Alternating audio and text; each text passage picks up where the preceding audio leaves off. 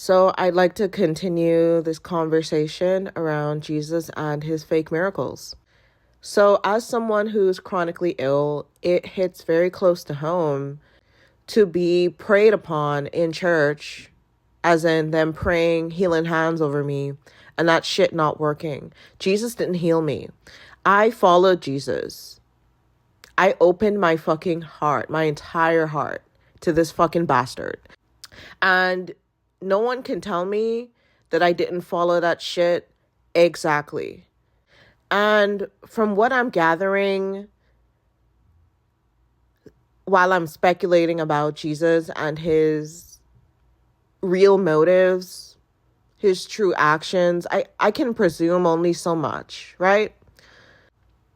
My job is to pretend, just like those people who he fake fucking healed, as if that miracle actually worked. So I isolated myself to not show the shame of Jesus being a failure. Look how much I cared about him. Look how much I wanted his image to look good. Why am I doing that unconsciously? I didn't know I was doing that. Why am I holding up the image of someone who doesn't benefit me, who only gives a promise of better? There are a lot of people who followed this religion who are also hiding themselves because they were not healed. And showing yourself, being the person who went up to the pulpit to be fake faith healed, there is so much spotlight on you that if you show that you are not better, you would dismantle their image and the image of Jesus. And after witnessing so many people slowly die in front of me, and these are people who have dedicated their lives to Jesus, and only being told that it was all in God's plan, some fucking plan that is. What a waste of a fucking life to dedicate it to Jesus. What a fucking waste.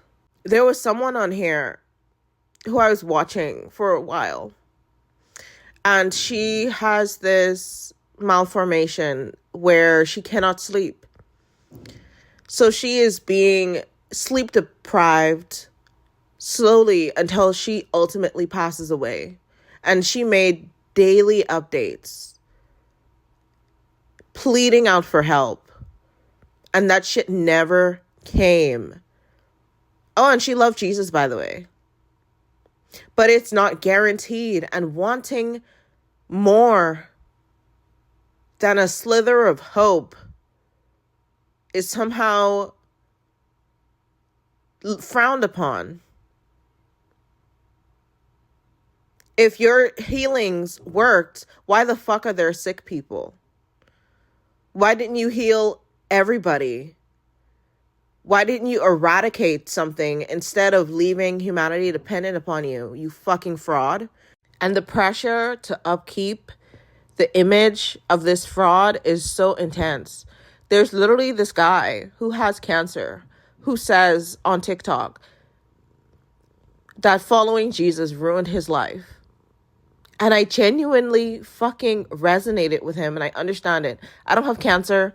Nothing is terminal, unfortunately. I'm just gonna have to have a poor quality of life until I die. But imagine all of the people who have already passed away from terminal illnesses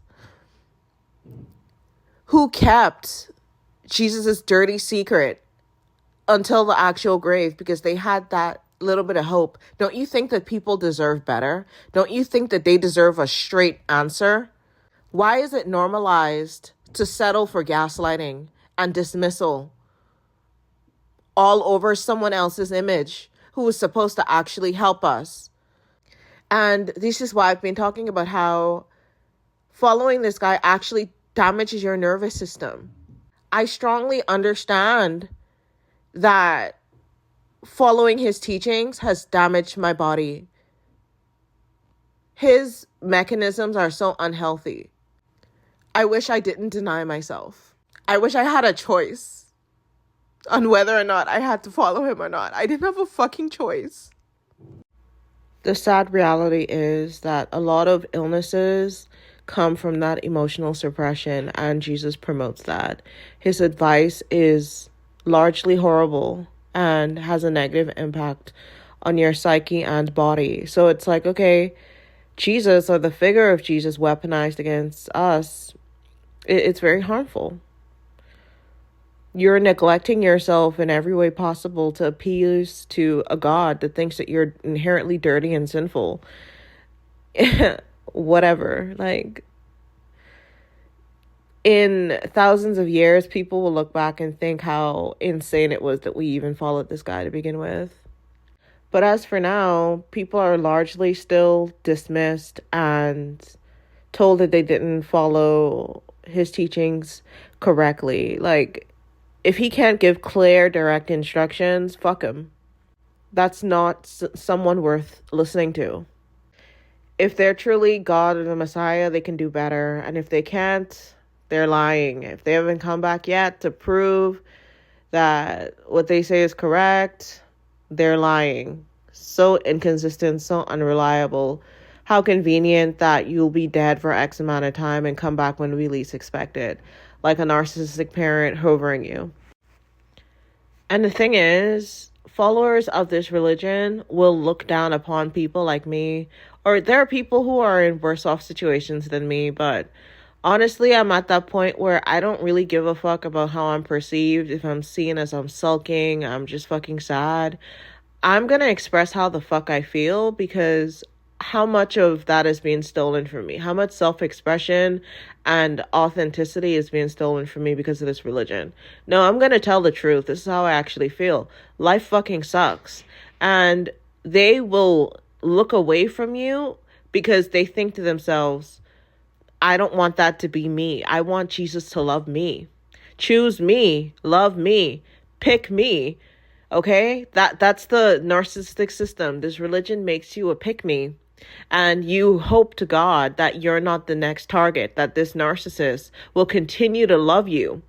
Or they look away so that they don't have to be reminded that these miracles don't actually work. They don't have the basic compassion or empathy, just like their fucking leader, to acknowledge the actual brutal reality of this failed movement.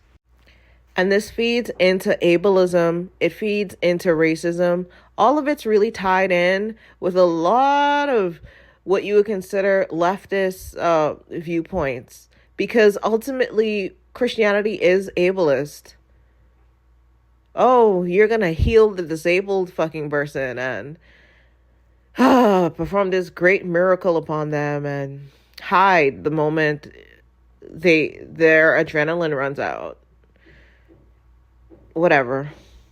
You knew that shit didn't work. You're just an opportunist. Why are you preying on the most vulnerable of people? You fucked up person. You're a fucked up person, Jesus. Oh, wow. Jesus hung out with prostitutes and homeless people. He was also homeless, by the way. Like, he just hung out with, like, the shittiest people in society that he can just constantly look down upon and judge. And the people closest to Jesus who were cured, their cures were invisible. Like, you casted demons out of her. Okay, that's great. Thank you. What if she didn't have any legs?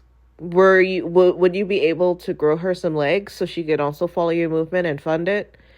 I don't think so. Like, because something so physical would be easily disproven if you didn't fix it, right? Is that why anyone who you healed who had a more obvious disability, you moved away from pretty much immediately after so said miracle? But those who could deceive themselves or hide said disability, you still kept close, and they gaslit themselves as they slowly died inside. Yeah, sounds a lot like what Jesus did. It's also pretty reasonable to bring up that Jesus didn't come to save everyone. He came for his fellow Jews. And he's very loyal to the cause of being a Jew. Like, he very clearly discriminated against that Gentile woman and her child who was also starving. Didn't really want to feed them until he gave into the social pressures. Jesus didn't come to save all of us. And that's very clear because, like, if you were oppressed by this religion, it shows that, like, it just really reflects that hierarchy that he wanted to maintain. But, you know, his PR needed him to seem better than he actually was. Like, Jesus was probably a racist. I'm not entirely sure why that's ignored. He's literally racist. Like, or is it prejudice? He was brown skinned, but he doesn't like people of other nations. He does not like Gentiles. And honestly, I think it's pointless to really follow him because I would never be accepted by Jesus. I would never fit the criteria for what he wants in heaven. I would probably always call out his fucking inconsistencies.